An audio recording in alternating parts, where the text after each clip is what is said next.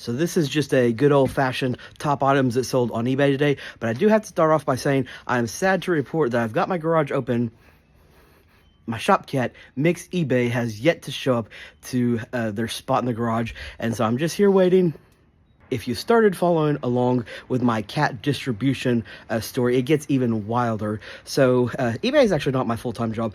I'm actually a full-time outreach worker for people experiencing homelessness. And today I was telling one of my clients a story about the cat, and he said something unbelievable that you're just not going to believe. He said 3 days ago, a cat showed up to my camp and just started staying around, and that is the exact day that Mix eBay showed up to my garage. It just blew me away. So here's the best item that sold today.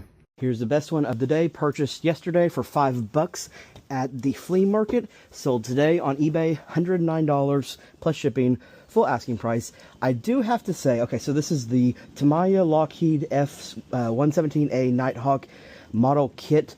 I'm afraid to even touch this one because everybody that on eBay that buys collectibles cares about the box condition. But I have never seen a community that cares more about box condition than model kit builders. And so if you look at other listings of these, they go on and on about the shrink wrap and this and that. And so I just kind of downplayed mine, but I really think it's pretty good condition. I don't know, what do you guys think? I was happy to get $109 for this one, because I do believe this one is in such good condition. Obviously sold lightning fast. I am going for shipping with bubble wrap, around like this and around like that. And then I'm going for the Walmart small box, which is 1814 by 12. Paper on the underneath. I'm going to float the box on inside, and then I'm going to put paper on top. I'm not going to cut the box down. I'm going to just ship it, even if I have to pay extra, because they paid a lot of money to receive hopefully a really good condition item. Seemed like a good plan. We can see it's just barely too big on the dimensions. So next I will go to the Walmart medium box, and that one should do the trick. By the way, if you're not using this green Walmart box, they're small. It is 17 by 11 by 13, but it's actually 18 by 14 by 12 by USPS standards. And I use probably 10 of these a week. They're $1 a piece at Walmart. I just go straight to Walmart, my local one, and buy them.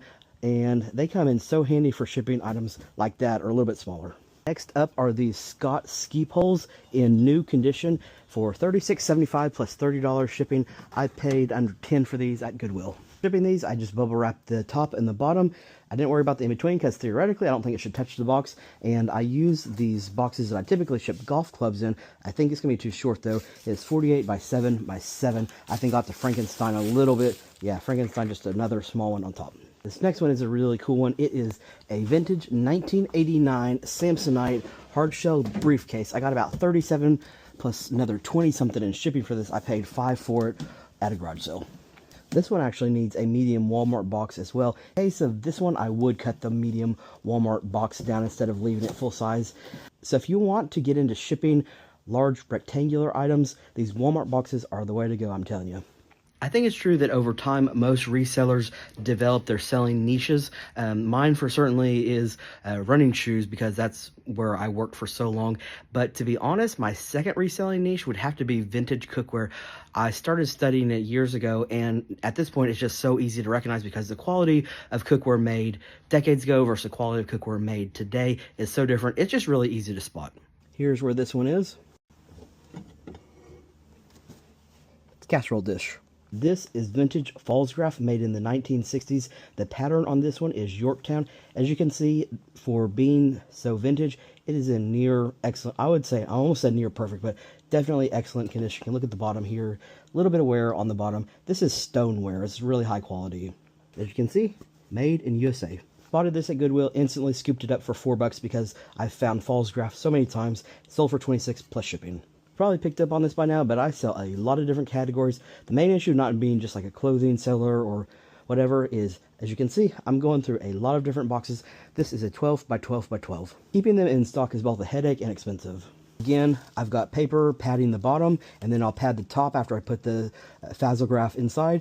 I'm going to do 8 squares of bubble wrap going this way, 8 going this way, and so a lot of people might think that that seems like overdoing it on packing supplies, but one of the nicest reviews that you can get on eBay, in my opinion, is well packed, because that says to the next customer they can bet that their item is going to come safely packed also. So in my opinion, it's both an investment to getting, good customer service, And additionally, you don't want something to arrive broken to your customer. I can't remember the last time something arrived broken because I definitely overdo it on packing supplies. This one sold in under a week. This is a lot of 2 KiwiCo or Kiwi Crate educational little kits. Pretty sure that these come in a subscription, like someone would pay however much a year and get one of these each per month for their kid to learn about physics of floating or what have you.